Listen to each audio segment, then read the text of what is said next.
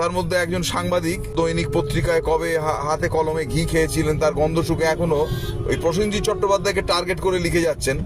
তখন লেখবার হিম্মত ছিল না, জানো চাকরি চলে যাবে।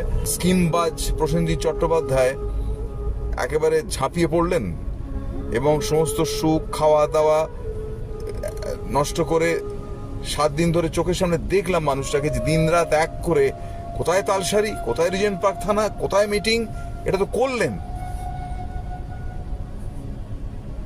এইবার যে ঘোষণা হয়েছে যে প্রযোজনা সংস্থাকে তাকে যতক্ষণ না তারা সঠিক উত্তর দিতে পারছেন, যে 9 দিন হয়ে গেল এখনো তো কোনো সঠিক উত্তর পাওয়া গেল না, সেই উত্তরটা দিতে পারছেন ততক্ষণ তার সঙ্গে কেউ কাজ করবে না।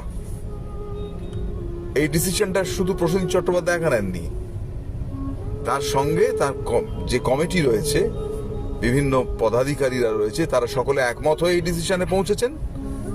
এবার আজকে দেখছি ভিন্ন ভিন্ন জায়গা থেকে যারা প্রসেনজিৎ চট্টোপাধ্যায়কে নিষ্ক্রিয় বলে, আর্টিস্ট ফোরামকে নিষ্ক্রিয় বলে এতক্ষণ আঙুল তুলেছিল, এখন খুব পেয়ে গিয়ে লিখছেন যে প্রসেনজিৎ চট্টোপাধ্যায় কি পুলিশ? তিনি যে সঙ্গে সঙ্গে একবারে সিদ্ধান্ত নিয়ে নিলেন যে প্রযোজনা সংস্থাকে ব্যান করা হবে। প্রথম কথা, প্রসেনজিৎ চট্টোপাধ্যায় কখনোই ডেমোক্রেসি ভেঙে একা এই সিদ্ধান্ত নেননি। তার সঙ্গে আর যে পদাধিকারীরা রয়েছেন, সে শিল্পীরা, তারা সকলে একমত হয়ে এই ডিসিশনে পৌঁছেছেন এবং একটা স্টেপ সক্রিয় হয়েছে। এইবার কথা হচ্ছে, মানে নিষ্ক্রিয় থাকাটাও অপরাধ ছিল। তখন সত্যিই সবার মনে হতো যে কেন আর্টিস্ট ফোরামের যেন কোনো নখদন্তহীন আর্টিস্ট ফোরাম। এবার যখন আর্টিস্ট ফোরাম সঠিকভাবে নখদন্ত বার করলো, তখন আবার তিনি কি পুলিশ বলে তারপর আক্রমণ শুরু হলো। মানে এইগুলো না নেওয়া যাচ্ছে না আর কি।